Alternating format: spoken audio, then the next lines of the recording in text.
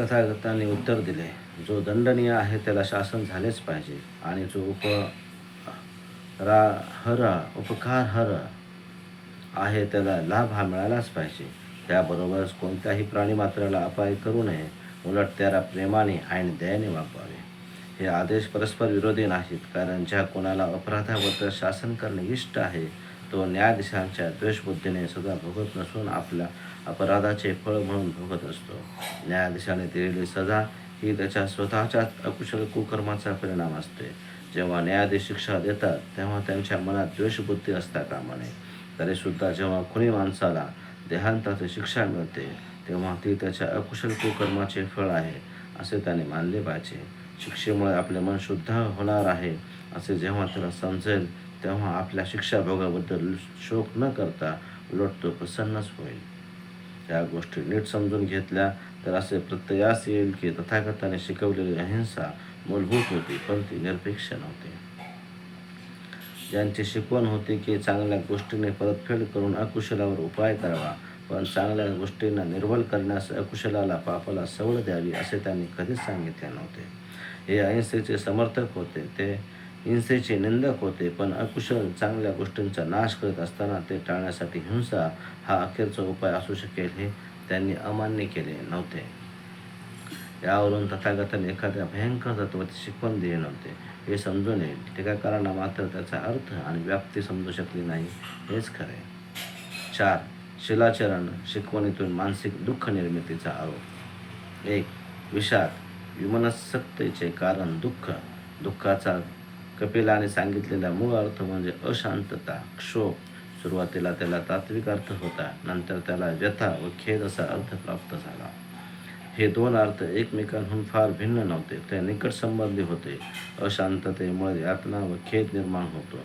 लवकरच या शब्दांचा अर्थ सामाजिक व आर्थिक कारणामुळे होणाऱ्या यातना, दुःख व खेद असा झाला. तथागत बुद्धाने दुःख, खेद व यातना या शब्दांचा उपयोग कोणत्याही अर्थी केला. तथागत बुद्धांच्या एका प्रवचनावरून असे स्पष्ट दिसते की दारिद्र्यता, गरिबी व दुःखाचे कारण आहे यांची त्यांना पूर्ण जाणीव होते.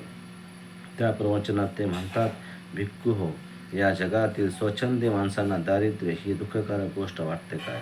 होय तथागत. आणि जेव्हा मनुष्य गरीब असतो, गरजू असतो, विपत्तीत असतो तेव्हा तो कर्ज काढतो हे सुद्धा दुःखद आहे काय? होय तथागत. आणि जेव्हा तो कर्जबाजारी होतो तेव्हा तो उसनवारी करतो हे सुद्धा दुःखद आहे काय? तथागत. खात्रीने.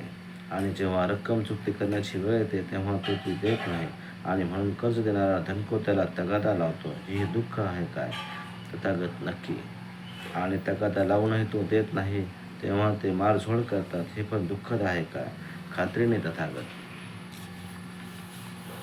आणि मारझोड करूनही तो रक्कम देत नाही तेव्हा ते त्याला रस्सीने बांधतात हे पण दुःखद आहे काय? होय तथागत. अशा तऱ्हेने भिक्खू हो, गरिबी, कर्ज, उधारी, तगादा लावला जाणे, मारझोड होणे आणि बंधनात पडणे ही सर्व हे लोकातील गरजू माणसांची दुःखे आहेत. या जगात गरिबी आणि कर्ज या फार दुःखद गोष्टी आहेत. यावरून असे ध्यानात येते की तथागत बुद्धांची दुःखांची कल्पना ही भौतिक स्वरूपाची होती. 2. अनित्यता विमनस्कतेचे कारण. जे काही समस्थित आहे ते अनित्य आहे या सिद्धांतामुळे आलेले एकत्रित आरोपाचे हे आणखी एक कारण आहे. या सिद्धांताची सत्यता कोणीही नाकारत नाही. सर्व अशाश्वत अनित्य आहे हे सर्वांनी मान्य केले होते. ज्याप्रमाणे सत्य हे कितीही अप्रिय असले तरी ते कथन केले पाहिजे, त्याप्रमाणे हा सिद्धांतही खरा असेल तर तो जाहीर केला पाहिजे.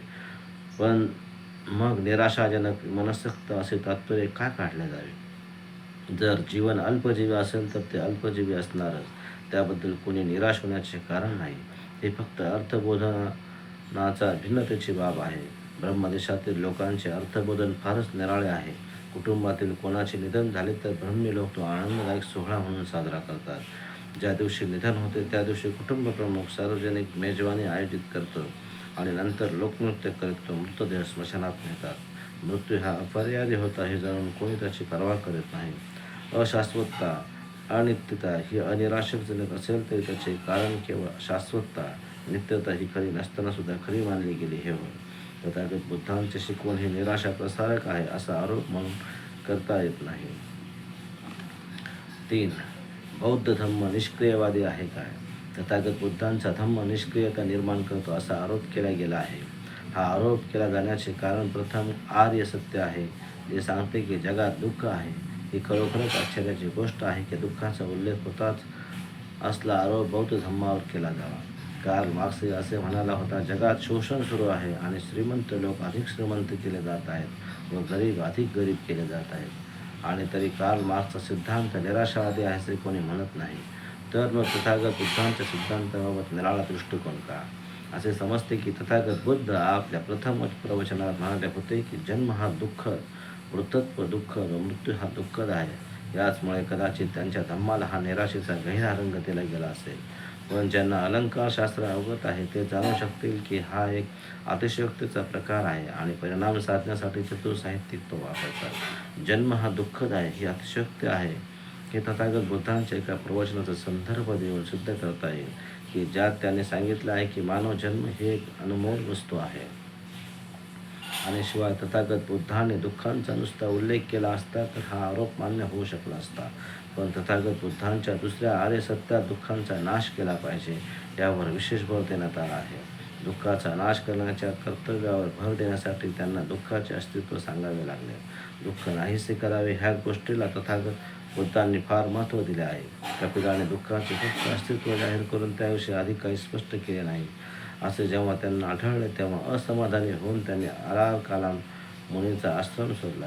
मग हा धम्म निराशावादी आहे असे कसे म्हणता येईल?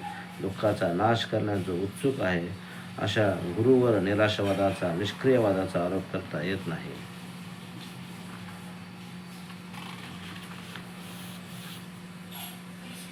5. आत्मा आणि पुनर्जन्म सिद्धांतावर टीका. तथागत बुद्धांनी सांगितले की आत्मा नाही, तथागतांनी पुनर्जन्म आहे यास अनुमोदन दिले आहे. ज्यांना तथागत बुद्धांचे ह्या दोन तत्वांची शिकवण परस्पर विरोधी वाटली असे टीकाकार कमी नव्हते. ते म्हणाले, जर आत्मा नसेल तर पुनर्जन्म कसा असू शकेल? यात परस्पर विरोध नाही. आत्मा नसला तरी पुनर्जन्म असू शकतो. आंब्याची कोय असते, कोयतून आंब्याचा वृक्ष निर्माण होतो. आंब्याच्या वृक्षाला आंब्याची फळे येतात. हा आंब्याचा पुनर्जन्म आहे. पण इथे आत्म्याचे अस्तित्व नाही, म्हणजे आत्मा नसला तरी पुनर्जन्म असू शकतो. 6. विनाशवादी असल्याबद्दल टीका. एकदा श्रावस्तीतील जेतवनात तथागत बुद्धांचे वास्तव्य होते. तेव्हा तथागतांना असे सांगण्यात आले की अरिठ्ठ नावाचा एक भिक्खू, जी तथागतांची मते नाही ती त्यांची मते आहेत असे मानत आहे. तथागत बुद्ध हे विनाशवादी आहेत किंवा काय हे अरिठ्ठाच्या त्यांच्या संबंधीच्या अनेक गैरमतांपैकी एक होते. तथागतांनी अरिठ्ठाला पाचारण केले. अरिठ्ठ म्हणाला. त्याला विचारल्यावर तो गप्प बसला. तेव्हा तथागतांनी त्याला सांगितले, काही श्रमण ब्राह्मण चुकीने, खोटेपणाने सत्याला झुगारून तथागत विनाशवादी असल्याचा आरोप करतात आणि विच्छेदाची, प्राणीमात्रांच्या समूळ नाशाची शिकवण देतात असा तथागतांवर दोषारोप करतात. तथागत असे मोचे नाहीत आणि तथागतांची अशी शिकवणही नाही. तथागत पूर्वी आणि आता सतत सांगत आले आहेत की दुःखाला अस्तित्व आहे आणि अंतही आहे. भाग 4. तथागत बुद्धांचे मित्र आणि प्रशंसक. 1. धनंजयनी ब्राह्मणांची श्रद्धा, भक्ती. तथागतांचे पुष्कळ मित्र आणि प्रशंसक होते. त्यात धनंजयनी होती. ती एका भारद्वाज ब्राह्मणांची पत्नी होती. तिचा पती तथागतांचा तिरस्कार करीत असे, पण धनंजयनी ही तथागत बुद्धांची भक्त होती. तिच्या भक्तीचा उल्लेख करणे योग्य आहे. एकदा तथागत बुद्ध राजगृहाजवळील गुरुवनातील कलंदक निपाप येथे विहार करीत होते. त्यावेळी एका भारद्वाज कुळातील ब्राह्मणांची धनंजयनी नावाची ब्राह्मणी पत्नी आपल्या पतीसमेत राजगृहात राहत होती. तिचा पती तथागतांचा तीव्र विरोधक होता, पण धनंजयनी मात्र बुद्ध, धम्म आणि संघ ह्यावर दृढ श्रद्धा होती. त्रिरत्नाचीही नियमित प्रार्थना करीत असे. जेव्हा जेव्हा ती असे पठण करू लागली तेव्हा तिचा पती कान झाकून घेत असे. एकदा त्याच्याकडे पुष्कळ ब्राह्मण भोजनास यावयास होते. तेव्हा त्याने तिला विनंती केली की दुसरे काय हवे ते कर, पण तथागत बुद्धांची प्रार्थना करून अभ्यंगतांना दुखवू नकोस. अशी हमी देण्यास धनंजयनी तयार नव्हती. तेव्हा खंजीर आणि केळ्याचे तुकडे करतात तसे तुझे करीन अशी धमकी त्याने तिला दिली. ती बलिदान करण्यास तयार झाली आणि अशा प्रकारे आपले वाक्स्वातंत्र्य राखून तिने बुद्ध स्तवनाचे 500 गाथा म्हणावयास प्रारंभ करताच त्या ब्राह्मणाने बिनशर्त पराजय मान्य केला भोजनपत्रे आणि सोनेरी चमचे ठेवण्यात आले व अतिथी भोजनात बसले. अतिथींना भोजन वाढताना तिची प्रभावी श्रद्धा, संवेग भावना जागृत झाली आणि मध्येच प्रलोभनाकडे पाहून तिने त्रिरत्न पठण केले. अपमानित अतिथी पानावरून उठले आणि त्यांच्यामध्ये एका बंद खोलाच्या उपस्थितीने अपवित्र झाले अन्न थुंकून टाकून ते चालते झाले. मेजवानीचा बेरंग झाल्यामुळे ब्राह्मणाने ब्राह्मणीची खरडपट्टी काढली. आपल्या पतीला भोजन वाढताना तिने त्रिरत्नाचे पठण केले. बुद्धांना वंदन असो, धम्माला वंदन असो, संघाला वंदन असो.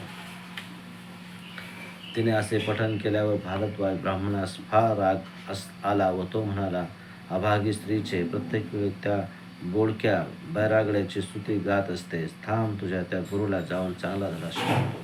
धनंजयाने म्हणाली, हे ब्राह्मणा, सर्व देव, मार व ब्राह्मलोक अर्हत सम्यक संबुद्ध तथागतांना अशा तऱ्हेने बोलू शकेल असा कोणी श्रमण तपस्वी ब्राह्मण देव अथवा पुरुष असेल असे मला वाटत नाही. तरीसुद्धा हे ब्राह्मणा, तुम्ही त्यांच्याकडे जा, म्हणजे तुम्हाला समजेलच. तेव्हा तो गांजलेला व अप्रसन्न झालेला ब्राह्मण तथागतांचा शोध घेण्यास निघाला. त्यांच्या समोर आल्यावर त्याने मित्रत्वाने व विनयशीलतेने त्यांना अभिवादन केले व कुशलाची पृच्छा करून तो एका बाजूला बसला.